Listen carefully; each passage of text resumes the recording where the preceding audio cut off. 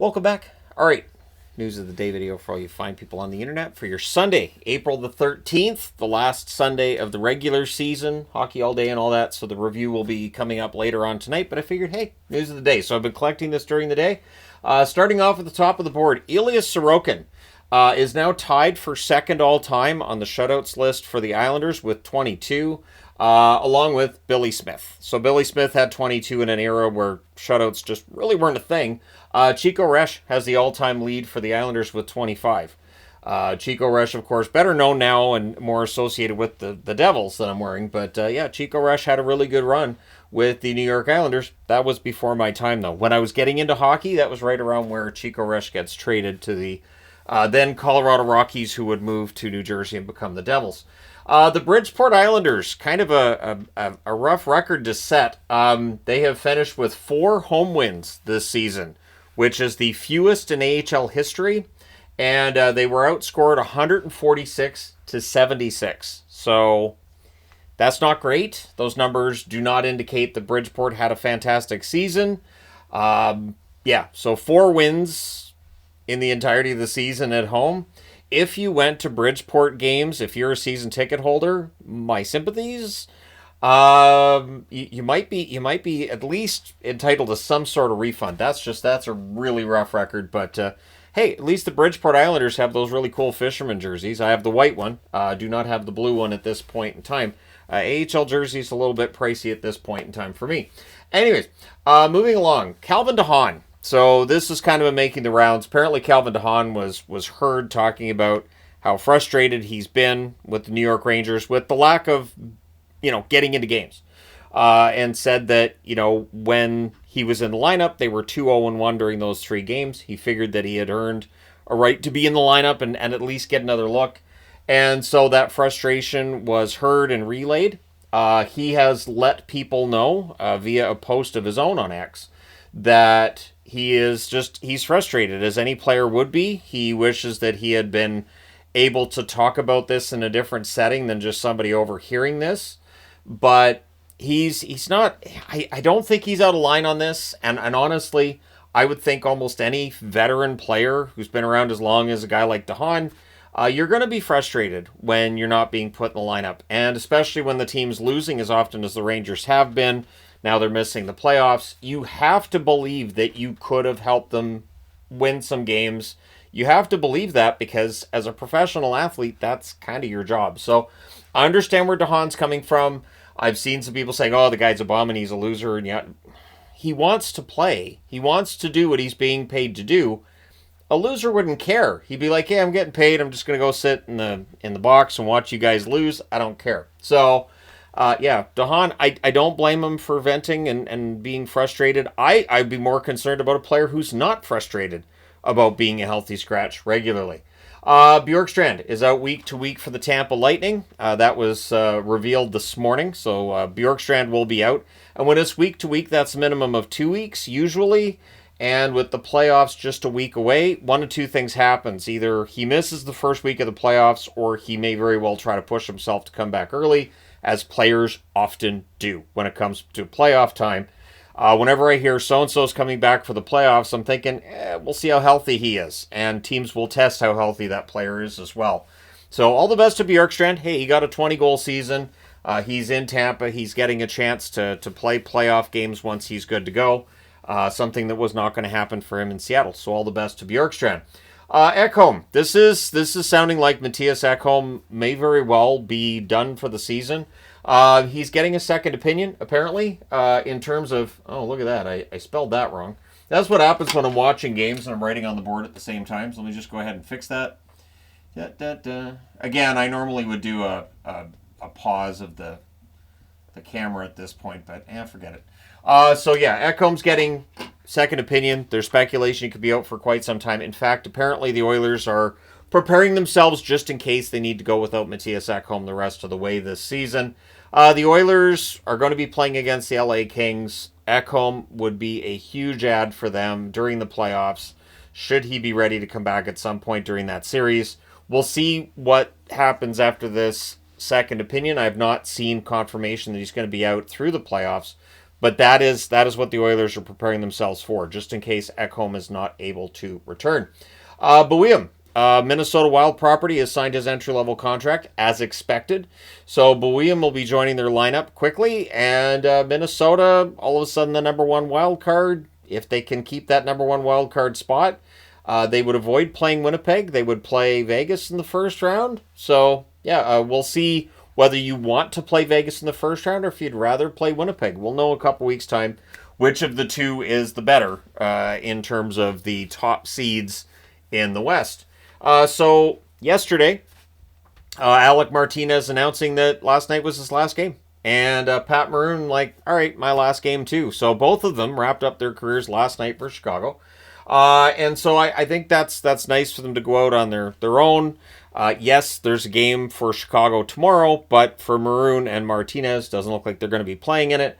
There will be career videos for both players. Absolutely. No question in my mind. Once we get to the off season, the career videos will be going on. I also was looking, I did not do a career video on Blake Wheeler, so that needs to be done as well. I've been intentionally kind of letting those back up a little bit during the season, and so yeah, in the off season, I will be doing some career videos, and I've got some other fun stuff planned as well. Because that's always a question for new subscribers, like, what does he do in the off season?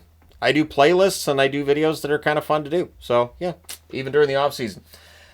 And I do them every day. All right, Sheldon Keefe. So this is something I was talking about in the power rankings last night. And I'm glad Keefe said this, and I'm sure there's other coaches that agree with him, that they had a sleepy game today, and motivation can be a problem. These players know where they're finishing in New Jersey. They know who they're playing in the first round. Nothing that happens in these games really matters to the postseason. So while New Jersey's had their struggles for months, that's just going to be exacerbated by the fact that we already know who they're going to play against and all that fun stuff. And so it is difficult to finish out the schedule with nothing on the line. They understand they got to finish out the schedule, but motivation is difficult for these teams when there's nothing really on the line. And what's scary to me is that for the Jets, you saw Ehlers get hurt last night. Now tonight, I think it was Sandberg that got hurt. And these are key guys for the Winnipeg Jets who could be out, and they get hurt in games that don't really mean anything to the Winnipeg Jets at this point in time.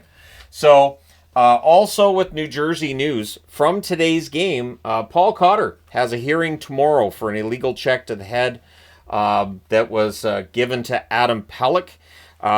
He offered an apology to Pelech, and Pelech responded with the kind of curse words that you might give to somebody who just gave you an illegal check to the head. And he was bloodied as well on the play. So hopefully Pelech's okay for the rest of the season too, because I would think you could be looking at a concussion for Pelech. I haven't seen reports on that yet, but Cotter, because there's a hearing tomorrow, he's going to be suspended. Is it just for the end of the regular season, or could he be suspended into the playoffs? We'll see what happens there. Speaking of suspensions, except in this case it didn't happen, I'm very surprised that Trennan didn't at least get a fine, something. It's been revealed that Forbort has a broken orbital bone. So, yeah, Forbort was in a lot of pain. Took a sucker punch last night in that game. So he's out for the rest of the Canucks games this season.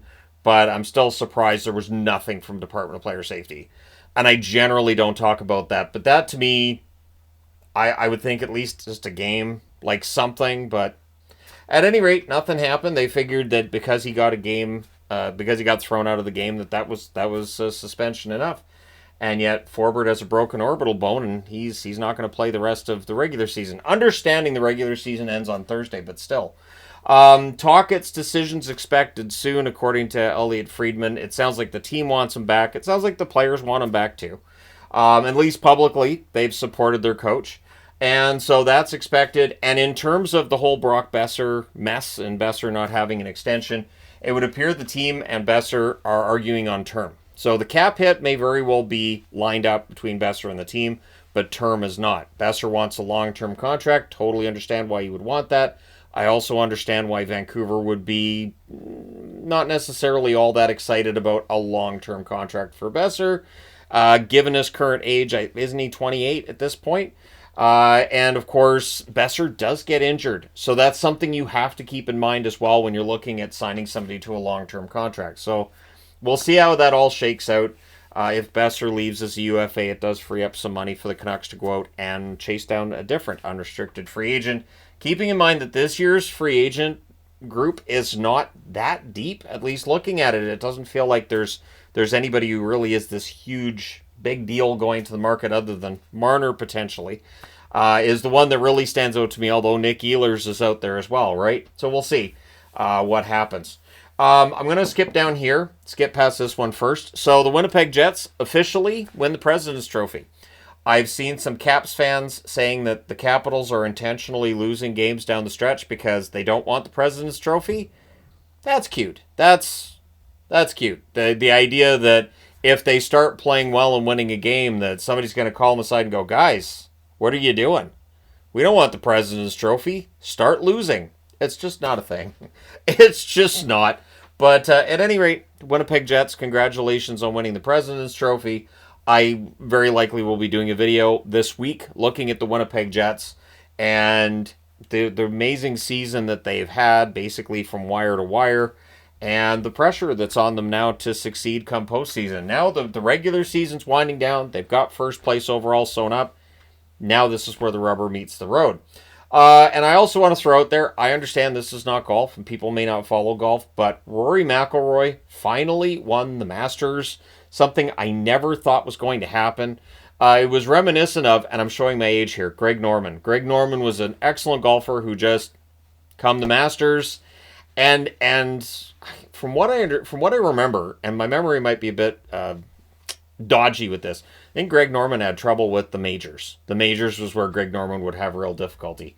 But yeah, congratulations to Rory McIlroy for finally getting that done. And hopefully it's not his last one. So yeah, I just wanted to end on that note. Now we'll watch the third period between San Jose and Calgary. Colorado-Anaheim is still yet to get started, which is a game that has nothing on the line. So yeah, there'll be a review tonight of all 9 games, all as one video. And yeah, it's one of my longer reviews for the rest of this season. There's 10 games on Tuesday, and that's the end of nights where there's double-digit games until October. So I'm kind of excited. Thank you guys so much for all your support as always. Hit like and subscribe if you haven't done so already. Your support's greatly appreciated. Thank you guys once again. I will talk to you soon enough.